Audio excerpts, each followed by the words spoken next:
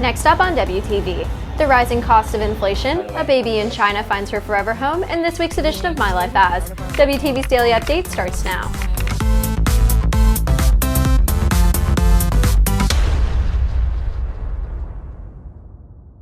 Hey there, Red Hawk Nation. Today is Wednesday, May 18th, and I'm Kirthi Gummadi with today's Daily Update brought to you by Wingspan TV.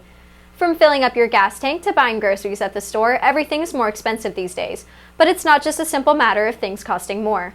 There's a reason for these price increases. Joining us now, here's WTV's Alyssa Murphy to explain more. Hey Kirthi, I'm at one of the local gas stations, where people are starting to notice the effects of inflation. Gas prices. Those two words are sending shockwaves to everyone's bank account. But it's not just gas prices at the pump that are going up.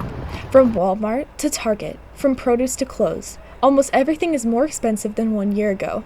The reason? Inflation.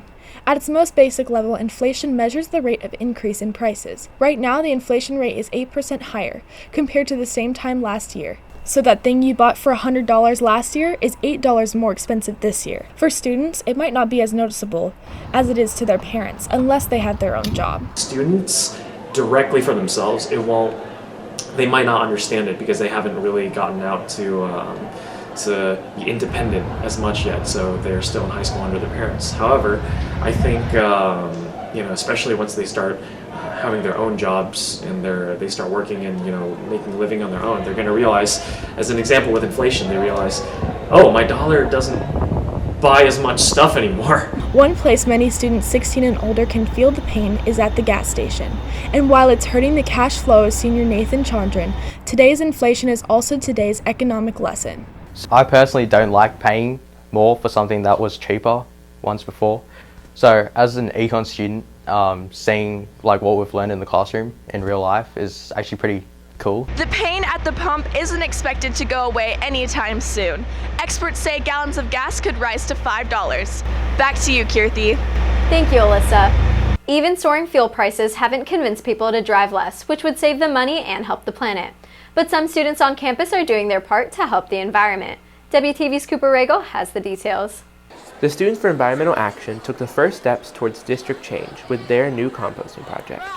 Liberty is the first high school in Frisco ISD to ever have a school composting system. Our goal with the project is to not only have some impact with how much compost we can collect from Liberty, but also educate as many students and staff on what composting is, because not many people have ever heard of it. While the club's main goal is an on-campus one, they also have hope to make change outside of school. With the composting system, when we finish the compost, we're planning on donating the compost to other schools in the Frisco ISD district that have gardens or also have a composting system and would have a use for the compost. Reporting for WTV, I'm Cooper Regal. Her life began where it could have ended for many newborns, but for junior Hannah Beeler, triumph trumps tragedy as she found her forever home here in Frisco. Leaving the hospital after birth is the start of a new chapter for most families, but that's not the case for all students on campus.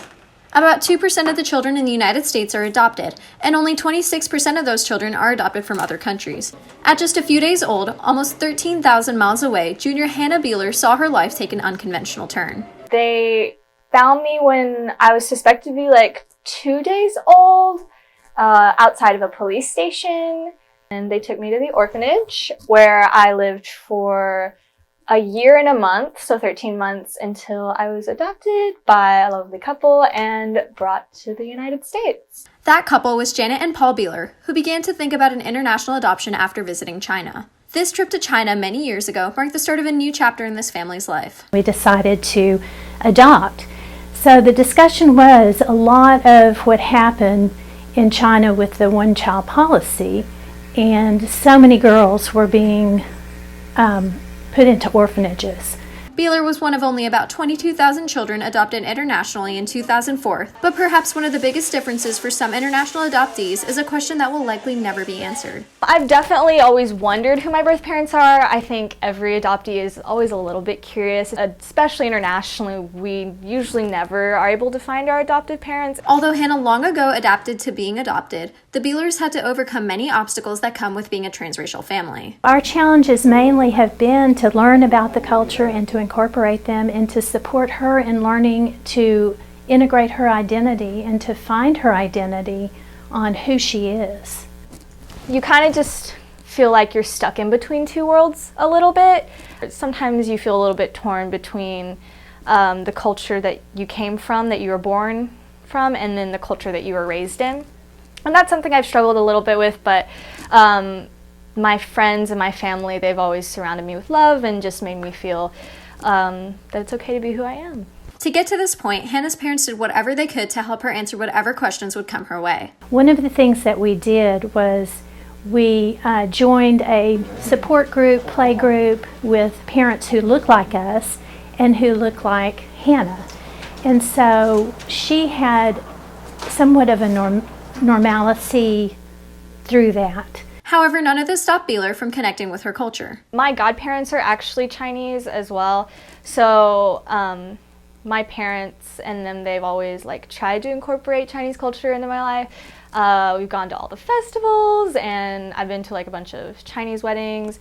We celebrate the Mooncake Festival, and of course the Lunar New Year, which is a really big thing in Chinese culture. So, while I haven't been completely fully immersed in the culture since I haven't grown up in it, there is still a lot of stuff that my parents have been able to teach me, and my godparents. So it's been really nice. Switching gears, we take things outside, where the baseball team is excelling in what's become a lost art. WTV's TJ Krulix has the story. In Major League Baseball, home runs are king, but back at the nest, the Red Hawks are attempting to steal the throne and make base running and stealing bases the new royal family. It's a strategy most teams utilize, but few do it on the level of the Red Hawk baseball team. Their swift swiping of bases is at the top of the leaderboard in the area, with the team's base running the focus of a Dallas Morning News article. It's also led the team to a second-place tie in the District 9-5A standings as the regular season nears its end. I think we average about 6 per game as a team, so it's pretty good. We tend to run the bases a lot, try to get on base, and do anything we can to create runs. The Red Hawks have built up a reputation of swiping bases, with senior and Texas Tech commit Cade McGarr leading the area and the state with 38 stolen bases. Teammates Lost in Town and Caden Wortleff are also in the top 10 in the area for stolen bases. Really, it's just all about reading the pitcher, reading the pitch. You just got to know the pitch, know the pitcher, and then just pick your pitch that you want to steal on and just go. It just depends on the pitcher and how good the catcher's arm is, and we just run. For the Red Hawks opponents, the constant paranoia of a player stealing can be frustrating, but it's beneficial for the Red Hawks on the base paths and in the batter's box. When a pitcher gets on the mound and he knows we got guys that are going to run, they tend to try to pick, multiple times, and then all of a sudden they're trying to be quicker to the plate, and that helps the hitter. The Red Hawks end their season with a 2-game series where they'll try to not only steal a couple more bags, but also steal the 9-5A district title against first place Lone Star. Reporting for WTV, I'm TJ Krulowitz. Stealing bases is all about speed, and so is making it to state and track. On this week's edition of My Life As, WTV takes a look into the life of state track athlete Sydney Bishop.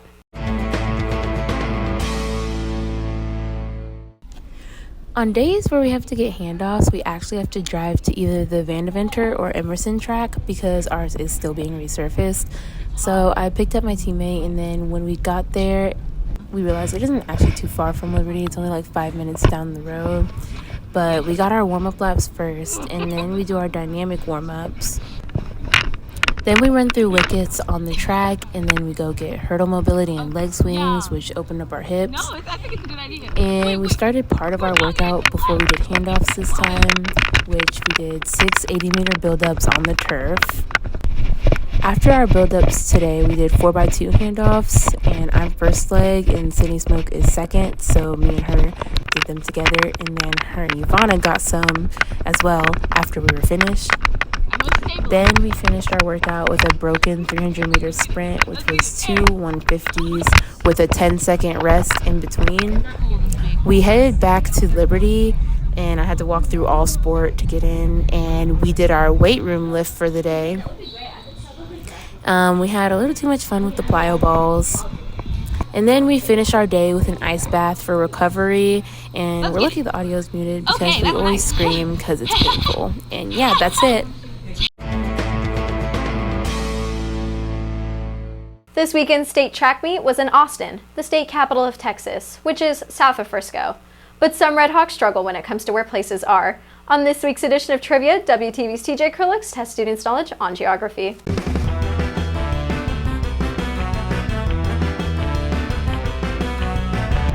Hello and welcome to Wingspan Trivia. I'm your host TJ Kurlitz, and today we'll be testing students' knowledge over geography. What states border Texas? Oklahoma, Arkansas, Louisiana, and New Mexico. Oklahoma, Louisiana, and New Mexico. All right. Any more? There probably is, but I don't know. Wait, that's right. It's probably like 4. Yeah, B got it right. Hey, but what are the 4 states? Ooh, Louisiana, Georgia,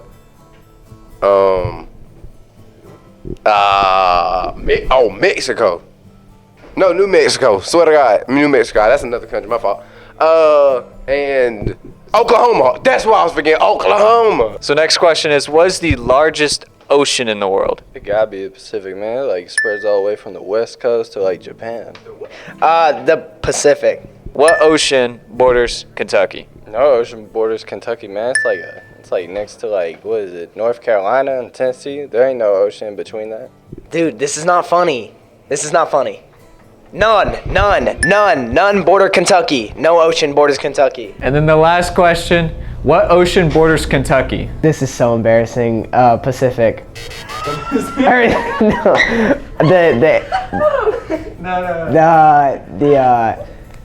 Oh my God. Kentucky coast of the ocean? But the Atlantic Ocean. That you found out answer? No, it's not.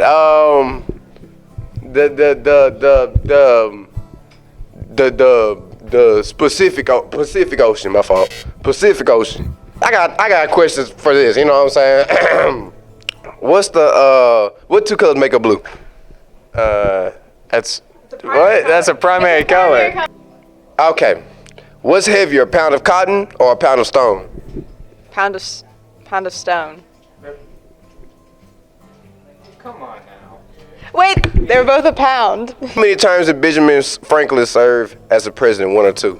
He didn't serve as a president. Oh, that's smart. This big Camo World Star Hip Hop questions, I'm really out, you know what I'm saying? Reporting for WTV, this is TJ Kurlitz.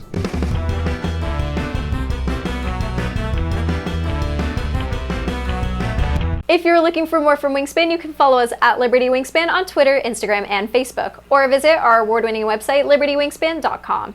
And now for today's announcements. Graduation rehearsal is tomorrow at 2, and graduation is at 12 on Saturday at the Ford Center. That's it for today's Daily Update. This is Kirthi Gummadi for Wingspan TV.